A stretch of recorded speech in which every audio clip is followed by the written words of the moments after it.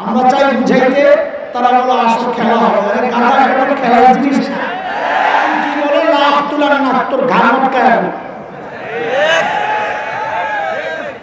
এই কাজী মার্কা শরীয়ত এই সমাজ আছে। শরীয়ত মানতে রাজি আছি যদি আমার পক্ষে থাকে, বিপক্ষে গেলে লাভ তুলার না, ঘাম আটকায় হাত ভাঙিয়ে দেবে। দেশ থেকে আমি কথা বললে উস্কানি হবে, তুমি আমার নবীকে গালি দিবা, আমি প্রতিবাদ করব, আমি প্রতিবাদ করলে উস্কানি হবে। যদি এটা উস্কানি হয় তার একটু উস্কানি শুনে নাও।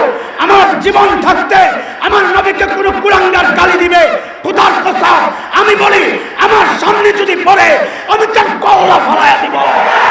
কাউকে ক্ষমতা থেকে নামানোর আন্দোলন করি না, কাউকে ক্ষমতা উঠানোর আন্দোলন করি না। এই সহজ সরল আলেমরা নবীকে ভালোবাসে, দ্বীনকে ভালোবাসে, এই মানচিত্র ভালোবাসে। সে ভালোবাসার জায়গা থেকে আমাদের কথা আমরা কিচ্ছু বলবো না। কিন্তু যদি আমার দ্বীন আক্রান্ত হয়, মনে রাখিস কুলাঙ্গাররা, হুমকি ধমকি দিয়ে লাভ নাই, রক্ত চক্ষু দেখায় লাভ নাই। কালিমা যখন পড়েছি আখিরি পয়গাম শুনে রাখ, এই শরীর থেকে এই মাথা বিচ্ছিন্ন হবে, এই সিনা থেকে কোরআন বিচ্ছিন্ন করা যাবে না। কোরআন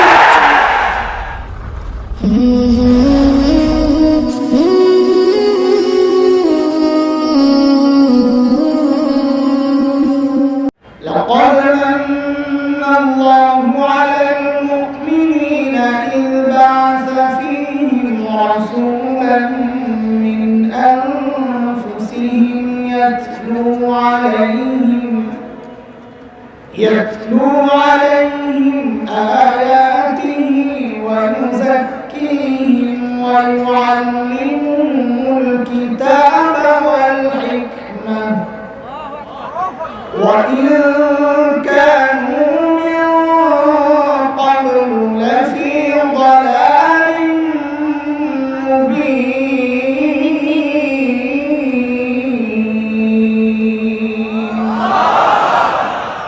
آمنت بالله صدق الله العلي العظيم.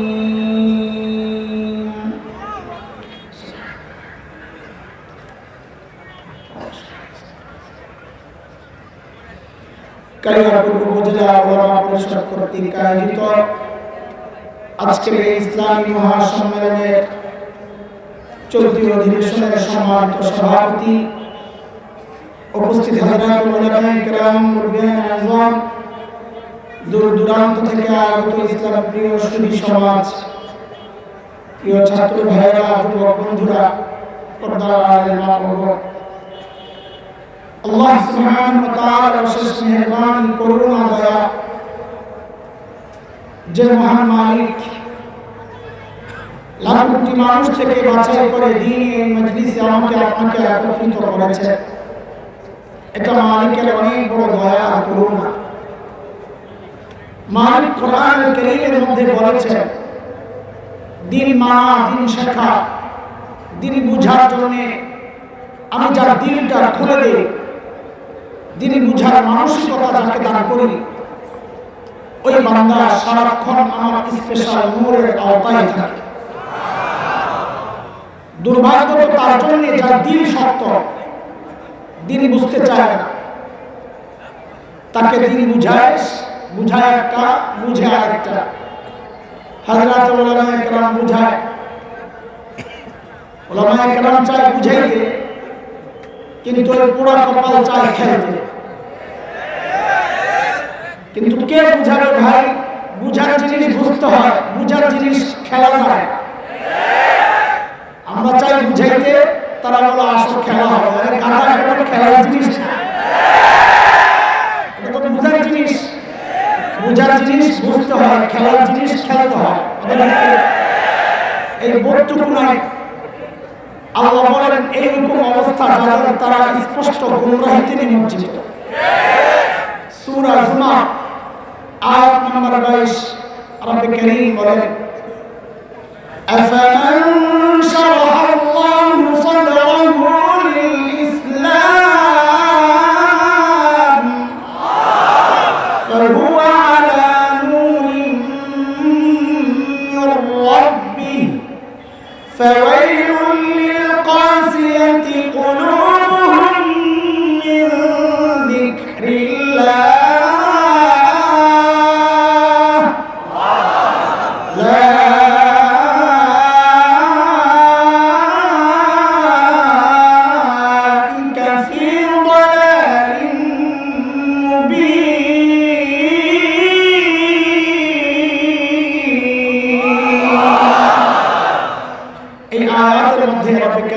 কথাগুলো বলেছে।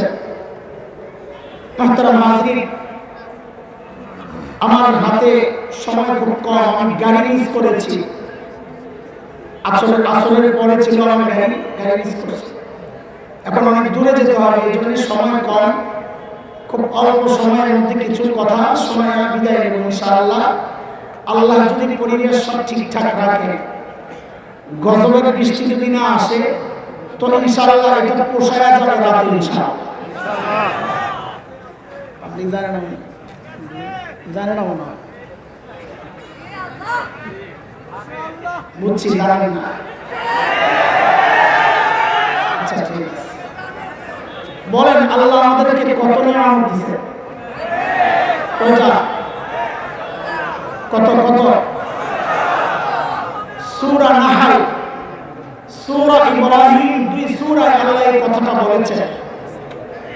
মালিক বলেন وَإِن تَعُدُّوا نِعْمَةَ اللَّهِ لَا تُحْصُوهَا إِنَّ الْإِنسَانَ لَظَلُومٌ كَفَّارٌ।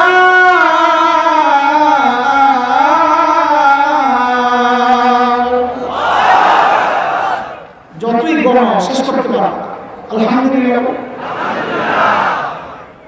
এই নিয়ামতগুলো সব কি একরকম না বড় ছোট আছে? আছে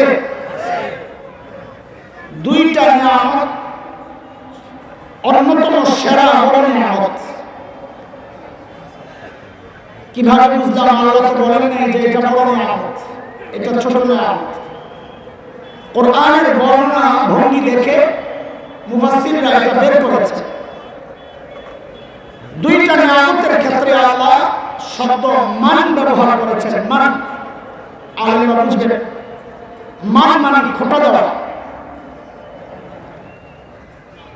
আমরা যখন কাউকে খোটা দিই তো ছোট অনুগ্রহ একটা দেয় না বড়টা? কথার কথা, একজনকে আমি 100 টাকা দিয়েছি, আরেকবার 1 লক্ষ দিয়েছি। খোটা দেওয়ার সময় কি বলবো? তোকে না একদিন 100 টাকা দিয়েছিলাম, এটা না 1 লক্ষ? কারণ খোটা দিলে মানুষ কোনটা দেয়? বড়টাই। আল্লাহর শানে খোটা দেওয়া এটা বেমানান।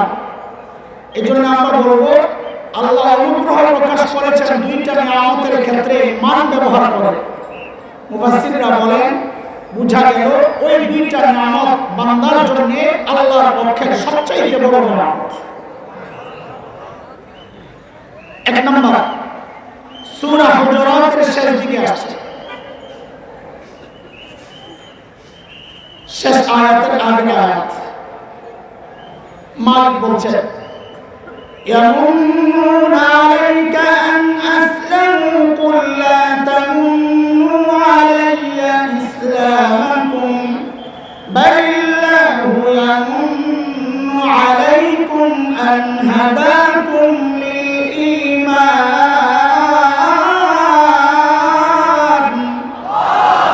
إِن كُنتُمْ صَادِقِينَ।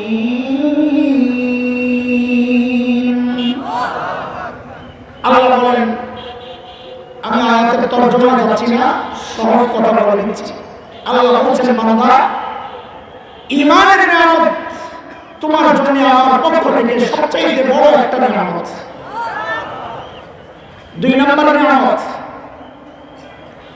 আমি খুতবায় যে আয়াতে কারিমা তিলাওয়াত করেছি ওখানে আল্লাহ বলেছেন, মালিক বলেন লাকাদ মান্না আল্লাহু আলাল মুমিনিনা ইয বা'আসা ফীহিম রাসূলান মিন আনফুসিহিম ইয়াতলু আলাইহিম আয়াতিহি ওয়া ইউযাক্কিহিম ওয়া ইউআল্লিমুহুম الكتاب والحكمة وإن كانوا من قبل لفي ضلال مبين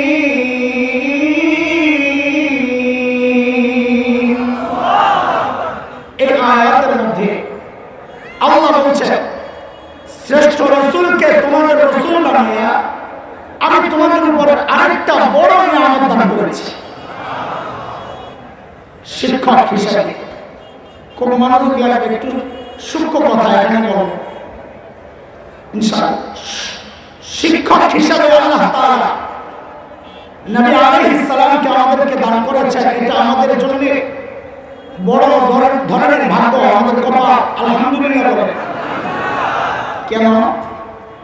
কারণ উপযুক্ত শিক্ষক পাওয়া এটা ছাত্রের জন্য ভাগ্যের ব্যাপার। উপযুক্ত ইমাম পাওয়া এটা মুসলিমদের জন্য ভাগ্যের ব্যাপার। উপযুক্ত পীর পাওয়া এটা মুরিদের জন্য ভাগ্যের ব্যাপার। জানাজার জন্য উপযুক্ত ইমাম পাওয়া এটা লাশের জন্য ভাগ্যের ব্যাপার। শেষ হয়ে গেছে। হাবিল কাবিলের নাম শুনছেন? কাবিলে তো হাবিলের মাসে প্রথমে দলিল চাইছে, শরীয়ত মানতে চাইছে। তো কাবিলের শরীয়ত ছিল আমাদের মার্কা শরীয়ত। আমাদের মার্কা শরীয়ত বুঝে যতক্ষণ আমার পক্ষে ঠিক আছে, আমার পক্ষে না এটা রাজনৈতিক আলাপ। এটা হচ্ছে আমাদের শরীয়ত। কোরআনের কথা শুনতে রাজি আছি কতক্ষণ? যতক্ষণ আমার পক্ষে থাকে। আমার পক্ষে নাই মানতে রাজি। 3 দিন আগে আমি ছিলাম কক্সবাজার, 2 দিন আগে কাজী কল্লোল সাহেব বিবিসির সাংবাদিক আমাকে ফোন দিয়েছে একটা বক্তব্য নেওয়ার জন্য। গত সপ্তাহে নিয়েছিল এই ওয়াজ নিয়ে। তা আমাকে জিজ্ঞেস করছে যে কোর্টে এক উকিল রিট করেছে যে ওয়াজের মধ্যে কোরআন হাদিসের রেফারেন্স দেওয়া লাগবে, এটার জন্য সরকার বক্তাদেরকে বাধ্য করে, এই জন্য রিট করেছে। তা আমাকে জিজ্ঞেস করেছে যে আপনাদের কি মতামত এই ব্যাপারে। তা আমি বলেছি যে ভালো কথা, কোরআন হাদিসের রেফারেন্স দিয়ে কথা বলবে এটা ভালো কথা, আমরা মানতে রাজি আছি। কিন্তু যারা এই আইনটা পাস করবে তাদেরকে জিজ্ঞেস করেন আমরা কোরআন হাদিসের রেফারেন্স দিয়ে কোনো কথা বললে তারা মানবে তো না? আবার কাবিল বলতে কাবিলের মতো ঘুরে যাবে। কাবিল কি করছে? ইল করবা কুরবানা ফাতুকব্বিলা মিন আহাদিহিমা ওয়া লাম ইউতাকাব্বাল মিনাল আখার। বলে কুরবানি দেব, কুরবানি যার কুরবানি কবুল হবে সে সুন্দরী বোন আকলিমাকে বিয়ে করবে, এটা ছিল সিদ্ধান্ত। তো শরীয়ত তো মানতেছিল, ঠিকই ছিল। ফাতুকব্বিলা মিন আহাদিহিমা, যখন হাবিলের পক্ষে কুরবানি কবুল হয়েছে, ওয়া লাম ইউতাকাব্বাল মিনাল আখার, কাবিলের পক্ষে কুরবানি কবুল হয় নাই। যে এখন শরীয়ত বিপক্ষে চলে গেছে, এখন কাবিল কি বলে? লা আক্তুলান না, তোর ঘাড় মটকায় দেব। এই কাবিল মার্কা শরীয়ত এই সমাজে।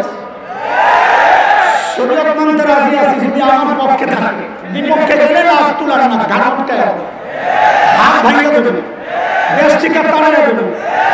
কোন মার্কাই না? কাবিল মার্কাই না। বলে কি এই কাবিলের ওস্তাদ আল্লাহ কারা বানাইছে একটু খেয়াল করেন। আর কোরআনের বর্ণনা কি সুন্দর, আমি এগুলো পড়ি আর ভাবি আর অবাক হই, কি দারুণ জিনিস। খেয়াল করেন, কাবিল হাবিলকে মারছে। লম্বা হিস্ট্রি আর ওগুলো শোনাচ্ছি না, আমার মাকসাদ তো আরেক জায়গায়।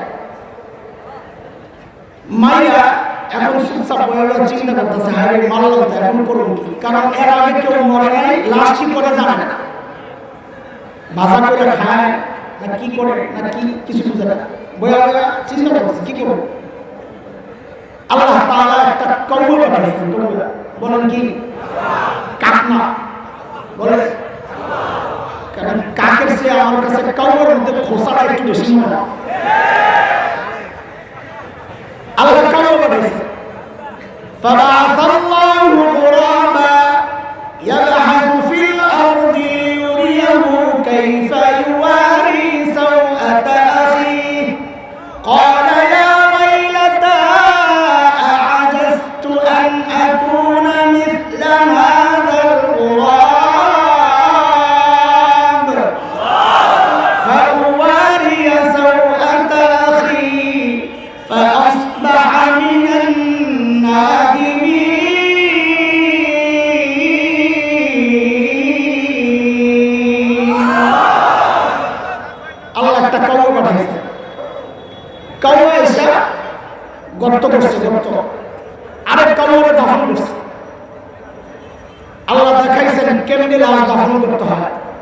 এই দৃশ্য দেখাই কাবিল বলে ইয়া ওয়াইলাতা আ'জাজতু আন আকুনা মিসলা হাযাল গুরাব।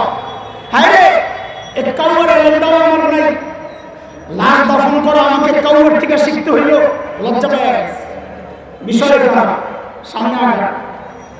ওই সময়ে নবী ছিলেন কি ছিলেন না? সব যুগের জন্য সময়ের নবীরা সবচাইতে বড় আলেম, জ্ঞানী। আর নবীরা যখন চলে গেছেন শেষ, তখন যারা আলেম ওয়ারাসাতুল আম্বিয়া তারাই সবচেয়ে বড় জ্ঞানী। হযরত আদম আলাইহিস সালাম তখন ছিলেন কি ছিলেন না? কথা বলে, আর মনোযোগ দেন, সূক্ষ্ম কথা, সূক্ষ্ম কথা। হযরত আদম আলাইহিস সালাম নবী, আল্লাহ তাআলা চাইলে তো ওহী পাঠাইতে পারতেন, এ নবী আদম, আপনার এক ছেলে আরেক ছেলেকে হত্যা করে লাশ দাফন করতে পারতেছে না, আপনি যায়া লাশ দাফন শিখায়া দেন। আল্লাহ পারতেন? আল্লাহ তা করেন নাই। কাবিলের উস্তাদ আল্লাহ নবীকে বানান নাই। কাবিলের উস্তাদ আল্লাহ বানাইছেন কারে? আরে বলেন না, কাবিলের উস্তাদ আল্লাহ কারে বানাইছে? কেন নবী থাকতে কাউয়া কেন উস্তাদ? কারণ নবীকে উস্তাদ হিসাবে পাওয়ার জন্য কপাল লাগে, কপাল কপাল। এই সময়ের কিছু কিছু মানুষ হুমকি ধমকি দেয়, আমাদেরকে থ্রেট দেয় যে আমাদের জানাজা তোমাদের পড়া লাগবে না, আমার বাবার জানাজা আমি নিজেই পড়বো। আরে কমবক্ত, আলেমের জানাজা পাওয়ার জন্য কপাল লাগে, কপাল।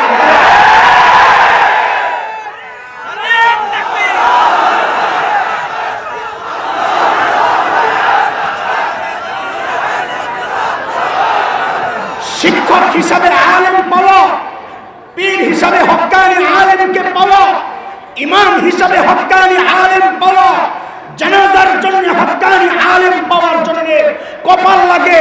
কোন চাঁদাবাজের জন্য আলেমরা জানাজা পড়ে না।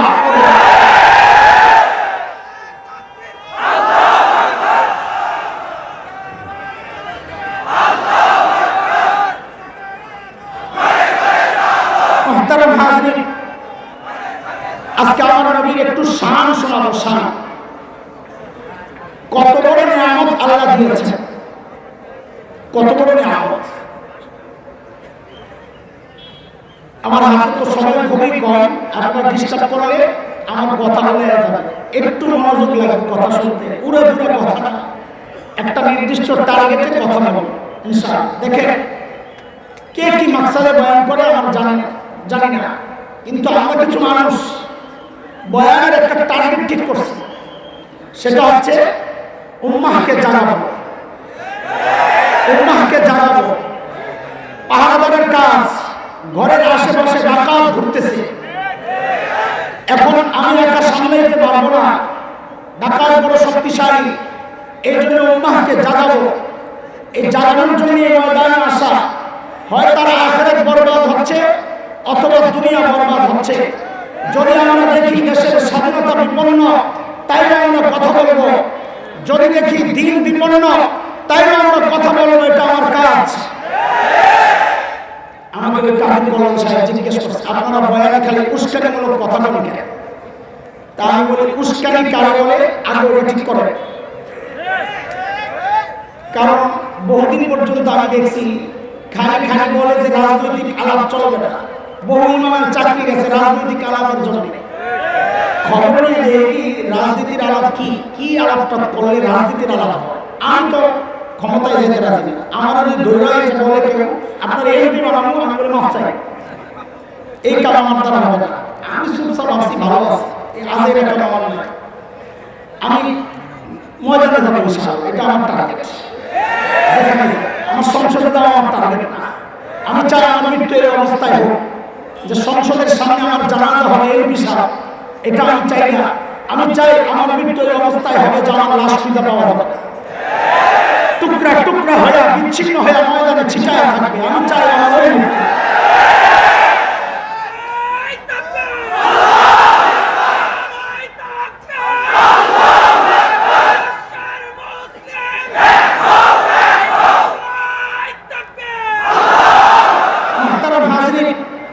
এই জন্য বলছি কথাটা, যে আমি তো ক্ষমতায় যাওয়ার বক্তব্য দেই না, আমার তো যাওয়ার ইচ্ছাই নেই। তো কাজে আমার বক্তব্য রাজনৈতিক হবে কেন?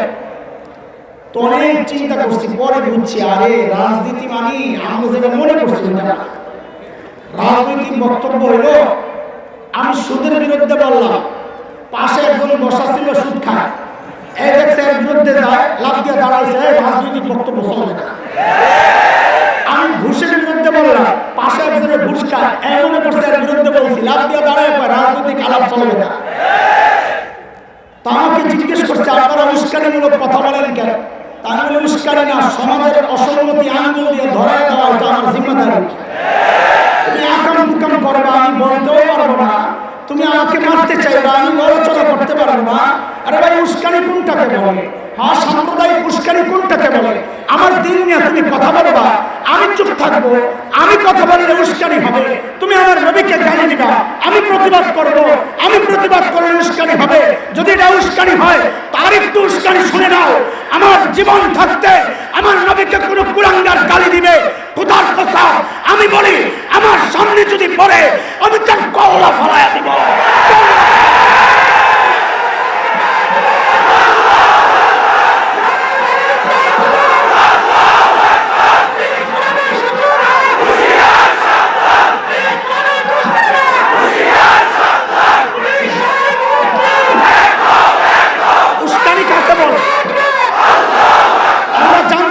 উস্কানি কাকে বলে? তোমার বাবাকে গালি দিলে তুমি তাকে উস্কানি বলো, তোমাকে নিয়ে কটূক্তি করলে তুমি উস্কানি বলো। আরে আমার নবীকে গালি দিলে, তোমার বাবাকে গালি দিলে তুমি যতটা কষ্ট পাও, ইমানদার তার নবীকে গালি দিলে তার কলিজাটা জোরে পড়ে ছাই হয়ে যায়। সেই জায়গা থেকে বলি, বাবাকে গালি দিলে যদি বিচার হয়, আমার নবীকে গালি দিলে বিচার করতে হবে। অন্য কোনো বিচার মানি না, একটাই বিচার, মৃত্যুদণ্ড দিতে হবে, মৃত্যুদণ্ড দিতে হবে।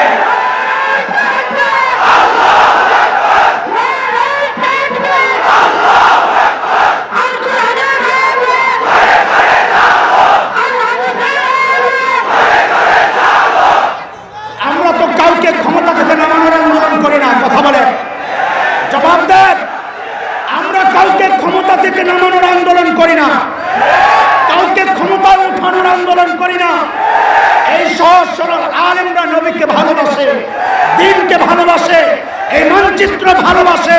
সে ভালোবাসার জায়গা থেকে আমাদের কথা, আমরা কিচ্ছু বলবো না।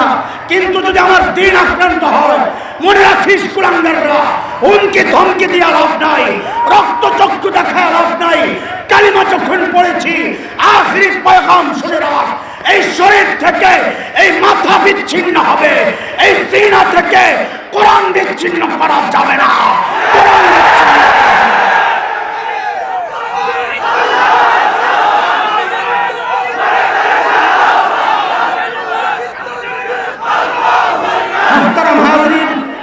মুহতারাম হাজরিন, খেয়াল করেন কথা। উস্কানি কাকে বলে আমরা জানতে চাই। স্বাধীনতা নিয়ে কেউ চক্রান্ত করবে, আমরা প্রতিবাদ করেন যদি উস্কানি হয়। তাই এই উস্কানি আমাকে মাফ করবেন, বঙ্গবন্ধুও দিয়েছেন, কারণ তিনি স্বাধীনতার পক্ষে প্রতিবাদ করেছেন। 7ই মার্চের সেই তপ্ত ভাষণ আমরা ভুলি নাই, কথা বলেন। ওই বঙ্গবন্ধুর তর্জনী নাচানো কথা, এবারের সংগ্রাম মুক্তির সংগ্রাম, সেই সুরে আমরাও বলতে চাই, এবারের সংগ্রাম ঈমান রক্ষার সংগ্রাম। মুহতারাম হাজরিন, আমি আজকে আমার নবীর শান আর মান একটু শোনাইতে চাই, নবীর শান আর মান একটু শোনাইতে চাই। কেন? আমার একটা টার্গেট আছে, আমি বলতে চাই যে আমাদের বক্তব্যগুলো একটা টার্গেটে আমরা আগাচ্ছি। এটা দেশের জন্য অবশ্যই ক্ষতিকর নয়, এটা অবশ্যই বিশৃঙ্খলা সৃষ্টির জন্য নয়, বরং আমাদের বক্তব্যগুলো হচ্ছে যারা বিশৃঙ্খলা সৃষ্টি করে তাদের বিরুদ্ধে, যারা আইন শৃঙ্খলা নষ্ট করার চক্রান্ত করে তাদের বিরুদ্ধে, যারা ভাই ভাই লাগাইয়া দিতে চায় তাদের বিরুদ্ধে, যারা আলেম ওলামাদেরকে সরকারের প্রতিপক্ষ বানাইতে চায় তাদের বিরুদ্ধে। কোন দল আমাদের প্রতিপক্ষ নয়, কোন নেতা আমাদের প্রতিপক্ষ নয়, সরকার আমাদের প্রতিপক্ষ নয়, পুলিশ আমাদের প্রতিপক্ষ নয়। তারা তো আজকে সহযোগিতা করে। কি দেখলাম আমরা? এই সম্মেলনের আয়োজন হয়েছে প্রশাসনের সহযোগিতা ছাড়া, জনপ্রতিনিধিদের সহযোগিতা ছাড়া, তাদের সহযোগিতা ছাড়া কি বুঝলাম আমরা? আমরা বুঝেছি এটা বাংলাদেশ, দল যার যার ধর্ম সভা। এটা বাংলাদেশ, দল যার যার ইসলাম সভা। এই জায়গায় কোনো কম্প্রোমাইজ নাই। কথা বলেন ঠিক কিনা? সব কিছু বরদাস্ত করা যাবে, আমার দিন আক্রান্ত হবে, উলামায়ে কেরাম হুমকির মুখে থাকবে। এদেশের শাইখুল হিন্দের রুহানি সন্তানরা বেঁচে থাকতে এটা হতে দেওয়া যায় না, হতে দেওয়া হবে না, হতে দেওয়া হবে না। চলেন আমার নবীর একটু সম্মান শুনি। কেন? একটা টার্গেটে, একটা জরুরি মেসেজ দেওয়ার জন্য আমার নবীকে একটু চিনি। আল্লাহ তাআলা একটা উদাহরণ আগে শুনি, খুব সংক্ষেপে ছোট্ট করে শুনে। একজন বাবা অঢেল সম্পদের মালিক, এত টাকা পয়সার কোনো হিসাব নাই, হিসাব ছাড়া। তার একটাই মেয়ে, কয়টা? আপনারা জানেন কিনা আমার জানা নাই, বাবারা মেয়েদের প্রতি একটু আলাদা দুর্বল থাকে। যার মেয়ে আছে সে জানে। তো যেহেতু মেয়ে একটা, এই জন্য আহ্লাদ আরেকটু বেশি। এমনি তো মেয়ে হিসাবে আহ্লাদ বেশি, আবার একা হওয়ার কারণে আরেকটু বেশি, আবার ধনী বাবার মেয়ে হওয়ার কারণে আরেকটু বেশি, আবার মেয়েটা খুবই সুন্দরী, তাই আহ্লাদ আরেকটু বেশি। মেয়ে বিয়ের উপযুক্ত হয়েছে, খেয়াল করতে থাকে, বিয়ের উপযুক্ত হয়েছে। এর মধ্যে এক ব্যক্তি আসছে প্রস্তাব নিয়ে, যে আপনার মেয়েকে একটা ছেলের সাথে বিয়ে দিতে চায়। বলে আপনি কে? ঘটককে জিজ্ঞেস করে কে? মেয়ের বাবা। আপনি কে? বলে আমি ছেলের খালু। কে? আর মেয়ের বাবা কাছে রাগ হয়ে, আমার মেয়ের আলাদা রাস্তা নিয়ে ভেসে নিয়ে সস্তা খালু এসে প্রস্তাব নিয়ে। তো বলে কে আসবে? বলে ছেলের বাবাকে পাঠা। কে কে কে? আরে ভাই, এই উদাহরণটা যত বুঝবেন নবীকে চেনা তত সহজ হবে। বলে ছেলের বাবাকে পাঠা। আসছেন ছেলের বাবা প্রস্তাব নিয়ে। এখন মেয়ের বাবা জিজ্ঞেস করে ছেলের বাবাকে, আপনার নাম কি? আপনার বাবার নাম কি? বাবা কি করতেন? বংশের খবর কি? আপনার ছেলের নাম কি? ছেলের হাইট কত? গায়ের রং কেমন? চোখ কেমন? ঠোঁট কেমন? কান কেমন? বন্ধু বান্ধব কারা? ছেলের মাকে, মার বংশ কি, নাম কি, দুধ মাকে, এলাকা, বাড়িঘর কি অবস্থা, ছেলের বন্ধু বান্ধব কারা, কাদের সাথে চলে। ওই যে আহ্লাদ যে বেশি, এই জন্য সব খবর নেওয়ার পরে বিয়ে ঠিক আছে, বিয়ে ঠিক আছে, হ্যাঁ সব ওকে, মাশাআল্লাহ। এখন মেয়েকে বিদায় দেওয়ার সময় মেয়ের বাবা মার্কেট করবে, মেয়েকে বিদায় দেবে। বাজারে যারা সবচাইতে দামি পোশাকটা কিনবে কি কিনবে না? কেন? তার তো টাকার অভাব নাই, খরচের জায়গা নাই। টাকার অভাব নাই আর খরচের, সবচাইতে দামি পোশাকটা কিনেছে, সবচাইতে দামি গহনা কিনেছে, সবচাইতে দামি প্রসাধনী কিনেছে, সাজগোজের জিনিস কিনেছে, সব সুন্দর সুন্দর জিনিস দিয়া সাজায় তারপর মেয়েরে বিদায় দিয়েছে। ঠিক আল্লাহ সুবহানাহু ওয়া তাআলা প্রিয় হাবিব সাল্লাল্লাহু আলাইহি ওয়াসাল্লামকে দুনিয়ায় পাঠানোর ক্ষেত্রে সব বিষয় লক্ষ্য করেছেন। সর্বপ্রথম যে আমার নবীকে আমি দুনিয়ায় ফ্রিতে পাঠাবো না, ফ্রিতে পাঠাবো না, ফ্রি জিনিসের দাম থাকে না। এটা হচ্ছে দুনিয়ার মানুষের নেচার। যে জিনিস অর্জন করা যত কষ্ট হয়, ওইটার প্রতি তার আগ্রহ, মায়া, মমতা তত বেশি থাকে। কথা ঠিক কিনা? আমি আমার নবীকে দুনিয়ায় ফ্রিতে পাঠাবো না। তো বলে কেমনি পাঠাবো? বলে প্রস্তাব দিয়ে নেওয়া লাগবে, চায়া চায়া নেওয়া লাগবে। কারণ সর্বনাশ, তো কে প্রস্তাব দিবে? বলে ছেলের বাবা। কে দিবে? আর কে দিবে? ছেলের বাবাকে। মিল্লাতা আবিকুম ইব্রাহিম হুয়া সাম্মাকুমুল মুসলিমিন।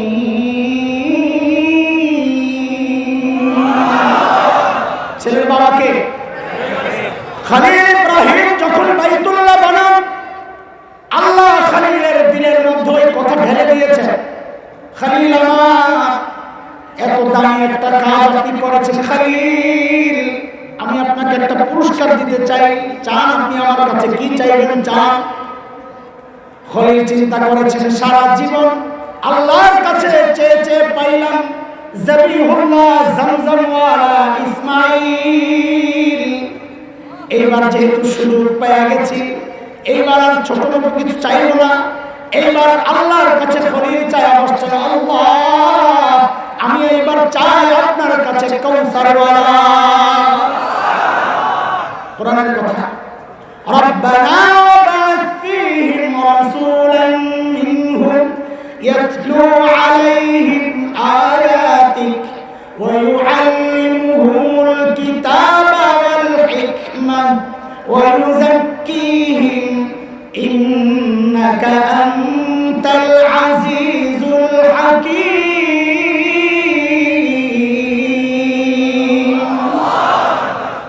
বলেন তো এবার আল্লাহর কাছে নবীর জন্য দরখাস্ত লেখছেন কে? আমি যা বলি তা বলেন খলিলুল্লাহ। বলেন বলেন কে পাঠাইলেন? পাশে কিন্তু বসা আছেন যাবিহুল্লাহ ইসমাঈল। যাবিহুল্লাহ আমিন বলছেন, আমিন কি বলছেন? মানে দরখাস্তের মধ্যে সুপারিশ করছেন। এবার মিলায়া মিলায়া বলেন দরখাস্ত পাঠাইলেন কে? সুপারিশ করলেন কে? যে অফিসে বসে বসে কারবার চলছে, অফিসের নাম বাইতুল্লাহ। বলেন আমার মিলায়া দরখাস্ত পাঠাইছেন কে? সুপারিশ করলেন কে? অফিসের নাম কি? আল্লাহ বলেন দোয়া মঞ্জুর। খলিলুল্লাহ দোয়া করেছেন, যাবিহুল্লাহ আমিন বলেছেন, বাইতুল্লাহ বসে বসে দোয়া মঞ্জুর। আমিও পাঠিয়ে দিলাম হাবিবুল্লাহ।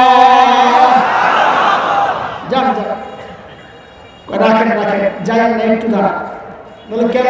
মজমা একটু এলোমেলো হয়ে রয়েছে, মজমাটা একটু জমা তুলি। প্রধান বক্তা আসতেছে, এর আগের বক্তা বয়ান করতেছে, প্রধান বক্তা আটকায় গেছে। চন্দ্র আপনাকে স্পেশাল জায়গা আটকায় গেছে। তো এখন ফোন দিছে সভাপতি সাহেব, ভাই একটু দেরি হইতেছে। সভাপতি এসে আগের বক্তার কানে কানে বলে, হুজুর বয়ানটা ছেড়েন না আপনি, আর 10টা মিনিট চালায় নেন। খোদার কসম ভাই, যত বড় বক্তা হোক বয়ানের ফিনিশিং দিয়ে দিলে যদি আয়া বলে 10টা মিনিট চালায় নেন, তো মেজাজটা এত বিগড়ে যায় এটি বলার মতো না। কেন জানেন? এখন এলোমেলো কথা বের হবে, লাইনের কথা তো শেষ, এখন এলোমেলো কথা বের হবে যত বড় বক্তা হোক। তো পাবলিকও বুঝে যে এখন এলোমেলো কথা হচ্ছে। তো পাবলিকের মধ্যে কয়েক শ্রেণী হয়, ওই যে আমার এক ভাই বলেছে কয়েক শ্রেণী হয়। এক শ্রেণী চিন্তা করে বইয়াতে গেছি সব জায়গাটা গরম করছি খালি করে রাখবে। আরেক শ্রেণী চিন্তা করে একটু অজবেস্তেন্দা সাইরে। আরেক শ্রেণী আছে দূরে যায় শয়তানের লেঞ্জা পারে। এর মধ্যে ফোন দিছে কালিয়াপুরের মোড়ে ঢুকে গেছে, ভাই এসে করছি 2 মিনিট। সভাপতি সাহেব ঘোষককে তাড়াতাড়ি ফোন দিছে, একটা তাকবীর লাগা। কি কথা বলেন না? তাকবীর লাগা কেন? প্রধান বক্তা আয়া করছে, এলোমেলো মানুষগুলো যেন মজমার মধ্যে তাড়াতাড়ি এসে বসে। ঠিক আল্লাহ তাআলা নবীকে দুনিয়ায় পাঠানোর সময় এই বিষয়টাও লক্ষ্য রাখছেন যে মজমা এলোমেলো। নবী ঈসা আল্লাহ ভাই প্রধান বক্তা আসতেছে, আপনি একটু ঘোষণাটা দিয়ে দেন, নারে তাকবীর আল্লাহু আকবার, প্রধান বক্তার আগমন শুভেচ্ছা স্বাগত। সূরা সফ আয়াত 6 নবী ঈসা ঘোষণা দিলেন, ওয়া ইয ক্বালা ঈসা ইবনু মারইয়াম ইয়া বনি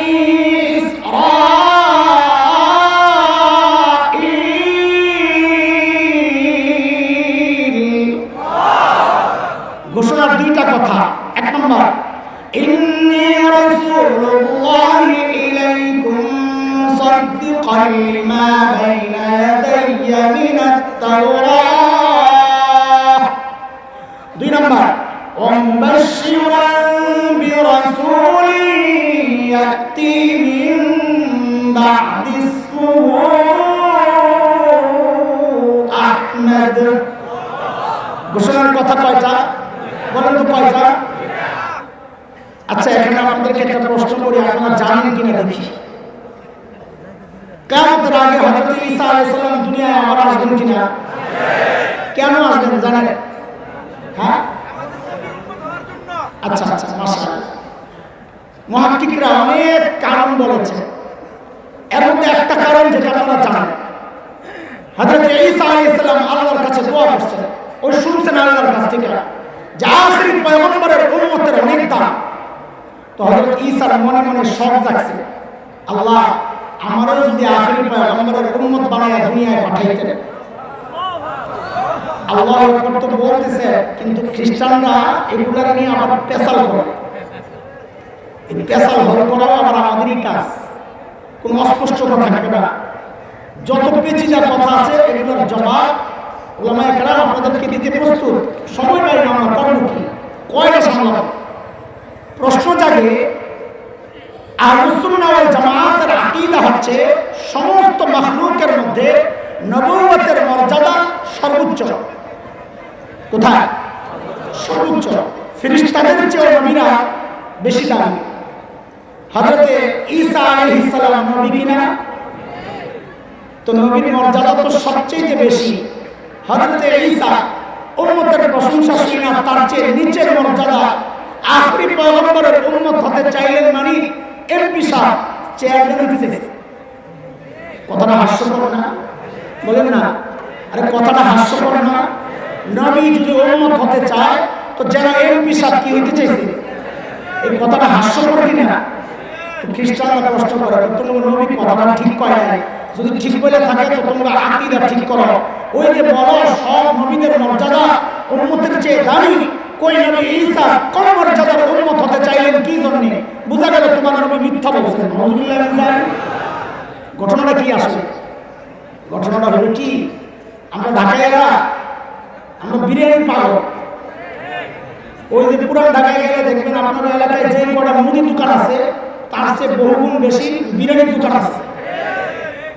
তো এক পেটুক এক হোটেলে ঢুকছে বিরিয়ানি খাবে, তার সামনে বিরিয়ানির ডিশ, খুব মনোযোগ দেখা সূক্ষ্ম কথা, বিরিয়ানির ডিশ, গরম মশলার গ্রাম, গরম ধোঁয়া উঠতেছে, তার তো মুখে বসে।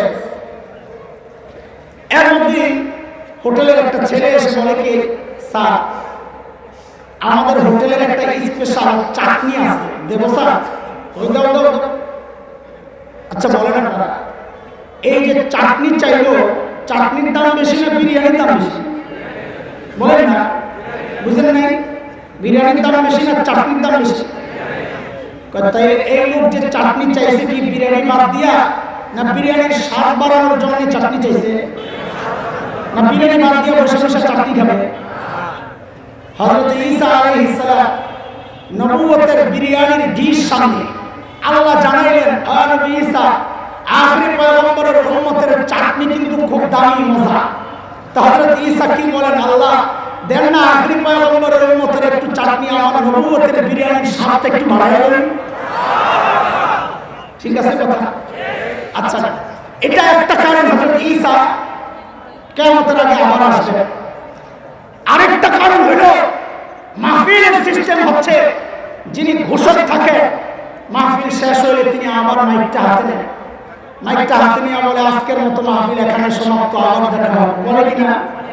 তো আল্লাহ হযরত ঈসাকে বলে, ঈসা আপনি না আখিরি পয়গম্বর শেষ বক্তা প্রধান বক্তার আগমনের ঘোষণা দিয়েছেন? বলে হ্যাঁ। তাইলে কিয়ামতের আগে আপনি আবার দুনিয়ায় যান, যাইয়া মাহফিল যে শেষ, দুনিয়া যে শেষ হবে ওই ঘোষণা আপনি দিয়ে আসেন না। আরে বুঝতেছেন কিনা কথাটা? আল্লাহু আকবার, আমার নবীর শান। হযরত ঈসা ঘোষণা দিলেন, ইয়া বনি ইসরাঈল ইন্নী রাসূলুল্লাহি ইলাইকুম। ভাই নবীর সম্মান শুনাইতেছি না, মাকসাদ এটা না, মাকসাদ আরেকটা। বাচ্চারা ডাক্তারের কাছে গেলে ডাক্তার যদি মনে করে ইনজেকশন দেওয়া লাগবে, টিকা, তো অনেক বিজ্ঞ ডাক্তার কি করে, বাচ্চার হাতে একটা চকলেট ধরায়, মেরে বাজার তুই চকলেটটা খা। বাচ্চা চকলেট খায়, ওই ফাঁকে ডাক্তার আস্তে করে ইনজেকশন ঢুকায়। নবীর সম্মান মানে তোর করে চকলেট খাওয়াইতেছি, আমি আমার ফাঁক মতো ইনজেকশন ঠিকই দিয়ে দিলাম। মাকসাদ আসলে ওইটা, ইনজেকশন, চকলেট মাকসাদ না। শোনো তো আমার নবীর শান, আল্লাহু আকবার, আল্লাহু আকবার। হযরত ঈসার ঘোষণার বক্তব্য কয়টা বলেন? এক নম্বর, ইয়া বনি ইসরাঈল ইন্নী রাসূলুল্লাহ ইলাইকুম। আমি তরজমা বলবো, আমার সাথে সাথে আপনারাও বলবেন। ও বনি ইসরাঈল, আল্লাহ আমাকে তোমাদের রাসূল বানায়া পাঠাইছে। আবার বলেন, ও বনি ইসরাঈল, আল্লাহ আমাকে তোমাদের রাসূল বানায়া পাঠাইছে। আমি যে আপনাদের একটা ইনজেকশন দিব, এই কথাটা হলো ওই ইনজেকশনের সুই। যখন ইনজেকশন দিব তখন আমি সুইটা চাইবো, আমাকে সুইটা দিবেন তো ইনশাআল্লাহ? বলেন তো সুইটা কি, বলেন তো। ও বনি ইসরাঈল, আল্লাহ আমাকে তোমাদের রাসূল বানায়া পাঠাইছে। মনে থাকবে ইনশাআল্লাহ? হযরত ঈসার 2 নম্বর ঘোষণা, অমুবাশশিরান বিরাসূলিন ইয়াতি মিন বাদ ইসমুহু আহমদ। আমার পরে আখির পয়গম্বর প্রধান বক্তা আসতেছে, সুসংবাদ তোমাদের জন্য, যার নাম হবে আহমদ। কি নাম? সাল্লাল্লাহু আলাইহি ওয়াসাল্লাম। ওই যে আপনাদেরকে বলেছি, বাবা মেয়েকে সাজায়া দেওয়ার সময় সব দামি দামি জিনিস দিয়ে সাজায়া দেয় না? আল্লাহ আমার নবীকেও সব দামি দামি জিনিস দিয়ে সাজায়া দিয়েছেন, নাম দিয়েছেন তো সেরা নাম দিয়ে দিয়েছেন। আমার নবীর 2টা নাম, মুহাম্মদ, আহমদ। কি আজীব নাম রে ভাই! আমার তো এলম কালাম কর, কিন্তু এই 2 নাম নিয়ে ঘাটাঘাটি করি আর হাসি। আরে কি মজা, কি মজা! সুবহানাল্লাহ। যত নাড়াচাড়া পড়ে তত সুগ্রাম খালি বেরোতে থাকে। এক নাম তো মুহাম্মদ, মানে সবচেয়ে বেশি প্রশংসিত। মক্কার কাফিররা হাটে ঘাটে বাজারে যায় নবীর বদনাম করতো, মুহাম্মদ খারাপ লোক, তার কাছে যাইবে না। তো পাবলিক বলে কি, মুহাম্মদ সবচেয়ে প্রশংসিত, এই মানুষ আবার খারাপ লাগে। আল্লাহ কি নাম রাখছে দেখেন। এরা মিটিং করছে, মিটিং বসে বলে এই নাম ধরে পাল্লাই বলে, বলে কি নাম রাখবা? নাম রাখ বুখারীর রিওয়ায়াত, বলে নাম রাখ মুজাম্মাম। কি সবচেয়ে বেশি নিন্দিত? হ্যাঁ, এটা ঠিক আছে। বাজারে যায় বলতেছে মুজাম্মাম খারাপ মানুষ, এর কাছে যাইবে না। বাজারের লোকজন জিজ্ঞেস করে মুজাম্মাম কেন লাগছে? হায় আল্লাহ, আমার নবীর নাম আল্লাহ রাখছে। বলে সারা জিন্দেগি তুমি বসে বসে বদনাম করবা, দিন শেষে জিজ্ঞেস করা হবে তুই কার বদনাম করলি রে? বলে যিনি সবচেয়ে বেশি প্রশংসিত। তুই কি পাগল নাকি? আর আল্লাহর দুশমন, নবীর দুশমনদের নামগুলো যেন আল্লাহ আগের থেকে ফিট করে রাখছে। সাম্প্রতিক কালের এক দুশমন ফ্রান্সের প্রেসিডেন্ট, কি নাম? ম্যাক্রো না? আমি একদিন আরবি দিয়ে লিখে হাসতে হাসতে শেষ। ম্যাক্রো লেখি মাকরু হয়ে গেছে। আর কি মাকরু মানে কি? অপছন্দনীয়। তার মানে কেউ যদি এটার প্রশংসা করে, দিন শেষে জিজ্ঞেস করবে কার প্রশংসা করলা? বলে মাকরু সাহেব। আমার নবীর আরেক নাম আহমদ। কি? আরে আল্লাহ কি সুন্দর নাম রাখছেন। নবীকে আল্লাহ দুনিয়ায় পাঠিয়েছেন ইবাদত শেখানোর জন্য। কিসের জন্য বলেন না? এর দোস্ত বলেন তো, ইবাদতের মধ্যে সবচেয়ে দামি ইবাদত কোনটা? বলেন বলেন। আল্লাহ আমার নবীর নামটা দিয়া ওই নামাজকেও সাজাইছেন। সুবহানাল্লাহ। বলে কেমনে? বলে আহমদ লিখতে অক্ষর লাগে 4টা। কয়টা? আলিফ, হা, মিম, দাল। আল্লাহু আকবার। একটা মানুষ যেমন নামাজে দাঁড়ায় যখন, যেন সে আলিফ হয়ে দাঁড়ায় আছে। যে মানুষটা রুকুতে যায় ডান দিক থেকে তাকায় দেখেন যেন হায়ের মাথাটা দাঁড়ায় আছে। যে মানুষটা সাজদায় যায় যেন মিমের মাথাটা শুয়ে আছে। যে মানুষটা তাহিয়াতুল সূরাতে বসে যেন সুন্দর করে দালটা বসে আছে। আল্লাহু আকবার। আমার নবীর মান শান সবচাইতে ইন্টারন্যাশনাল ভাষা কোনটা বলেন তো? না ইংরেজি? কোনটা? এখানে বহু মানুষ বলবে আরে মূর্খ হুজুর বলে কি রে? আমি মূর্খ না, তুমি মূর্খ, একটু বুঝে দাঁড়াও। এই 2 হাত তোলে কবরের নিচে ইংরেজি চলে না? আরবি? তোমাকে জিজ্ঞেস করবে নাকি হোয়াই? ফেরেশতারা জিজ্ঞেস করবে হোয়াই? কি জিজ্ঞেস করবে? মা রাব্বুকা। এটা তো চাইনিজ ভাষা। জমিনের নিচে যে ভাষা চলে, আসমানের উপরে যে ভাষা চলে, আসমান জমিনের মাঝখানে যে ভাষা চলে, হাসরে যে ভাষা চলবে, জান্নাতে যে ভাষা চলবে, ওইটা ইন্টারন্যাশনাল না, তোমার ইংরেজি ইন্টারন্যাশনাল। আল্লাহু আকবার। আল্লাহ আমার নবীর নাম দিয়া ওই ভাষাটাকে সাজাইছেন। সুবহানাল্লাহ। আর বলে সুবহানাল্লাহ। বলে মানে কি? বলে মানে হচ্ছে আমার নবীর প্রত্যেকটা নামের প্রথম অংশ, প্রথম অক্ষরটা দিয়া আল্লাহ আরবি ভাষাকে সাজাইছেন। বলে তুমি আলিফ থেকে ইয়া পর্যন্ত টান দিয়ে একটু দেখো না।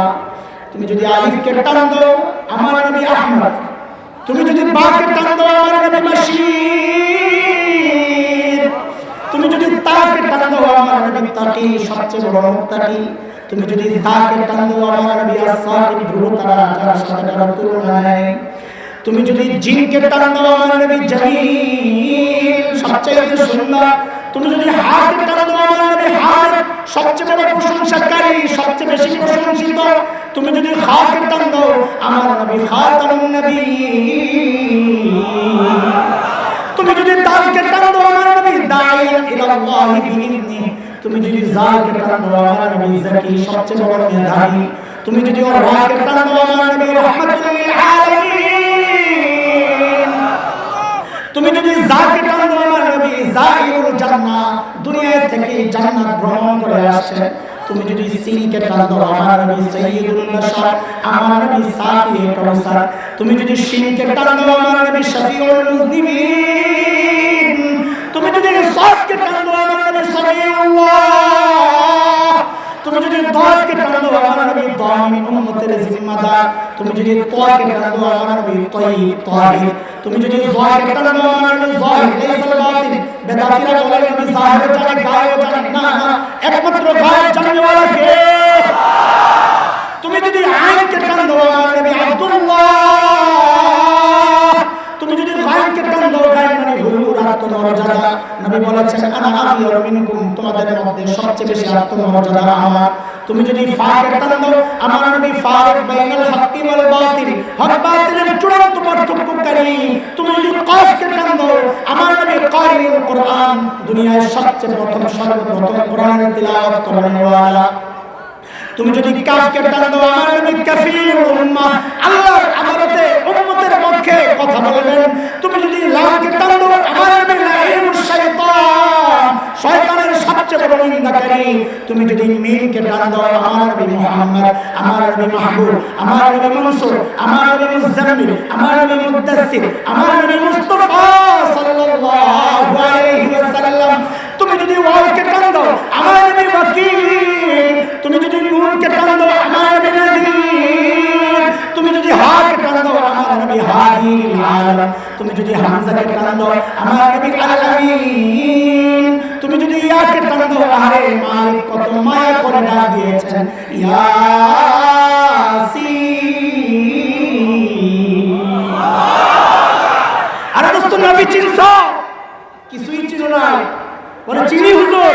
তোমার চুল বলে তুমি নবী চিনো না, তোমার মুখ বলে তুমি নবী চিনো না, তোমার জামা বলে তুমি নবী চিনো না, তোমার দলীয় চিন্তা বলে তুমি নবী চিনো না, তোমার বিবির পোশাক বলে তুমি নবী চিনো না, তোমার বিয়ে শাদীর প্রোগ্রাম বলে তুমি নবী চিনো না। ও দোস্ত, সব তো ঠিক আছে, আল্লাহ আমার নবীকে সব সেরা সেরা জিনিস দিয়ে সাজাইছেন, সব তো ঠিক আছে, চোখ দিছেন তো সেরা চোখ দিছেন, ঠোঁট দিছেন তো সেরা ঠোঁট দিছেন, দাঁত দিছেন তো সেরা দাঁত দিছেন, আর কয়টা বলবো, ঘাম দিছেন তো সেরা ঘাম দিছেন। আমার আর তোমার ঘামের মধ্যে দুর্গন্ধের গন্ধে ধারে কাছে কেউ থাকতে পারে না। আর আমার নবীর ঘাম সাহাবায়ে কেরাম সংগ্রহ করতেন কেন?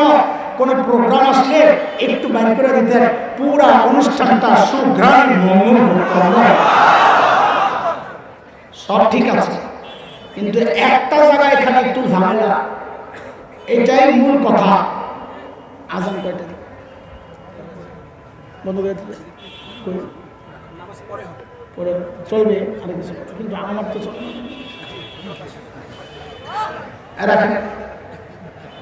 একটা খালি সমস্যা, ওই যে শুরুতে বলেছি, বাবা মেয়েকে বিয়ে দেওয়ার সময় দেখে না ছেলের বাড়িঘর ঠিক আছে কিনা, দেখে না দেখে না? আল্লাহ তো সবই ঠিক আছে, সব সেরা সেরা জিনিসই দিলেন, কিন্তু একটা একটু কেমন কেমন লাগতেছে। কোনটা রে? ওই নবীরা আল্লাহ পাঠাইলেন জাজিরাতুল আরবে, তাই না? কেমন বিষয়? বিওয়াদিন গায়রিহি যারইন ইনদা বাইতিকাল মুহাররম, বৃক্ষলতাহীন জলশূন্য বালুকাময় জায়গা। এত মায়া করে আল্লাহ তাআলা এমন জায়গায় কেন পাঠাইলেন? যদি কাশ্মীরে পাঠাইতেন এত সুন্দর জায়গা, সুইজারল্যান্ডে পাঠাইতেন এত সুন্দর জায়গা, আল্লাহ এই সমস্ত জায়গায় না পাঠাইয়া নবীরে পাঠাইলেন কই? আরে বলেন না, কোথায় কোথায়?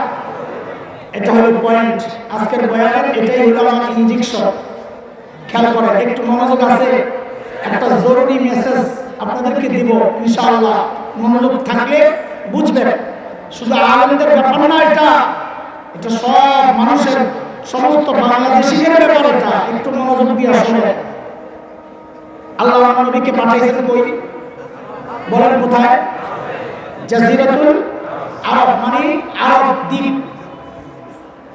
জাজিরাতুল আরবটা মানচিত্রের মধ্যে যদি দেখেন তো দেখবেন তিন দিক দিয়ে শূন্য পানি, লোহিত সাগর, আরব সাগর ঘেরাও করা। একদিক দিয়ে জমিনের সাথে লেগে আছে ইরাক, সিরিয়া, জর্ডান, ওই অংশটা লেগে আছে। ঠিক মানব দেহের মধ্যে একটা হার্ট আছে, হার্ট কলব। এই হার্টের তিন দিকে শূন্য, একদিকে লেগে আছে। হার্টটা দেহের মধ্যে ঠিক যেমন দেখা যায়, মানচিত্রের মধ্যে জাজিরাতুল আরবটাকেও ঠিক ওই রকম দেখা যায়। এই জন্য ভূবিজ্ঞানীরা জাজিরাতুল আরবকে নাম দিয়েছে জিওগ্রাফিক হার্ট। এটা মানচিত্রের হার্ট। এবার বুঝতে থাকেন আস্তে আস্তে আল্লাহ আমার নবীকে ওই হার্টের মধ্যে কেন পাঠাইছেন, এটা বোঝা দরকার।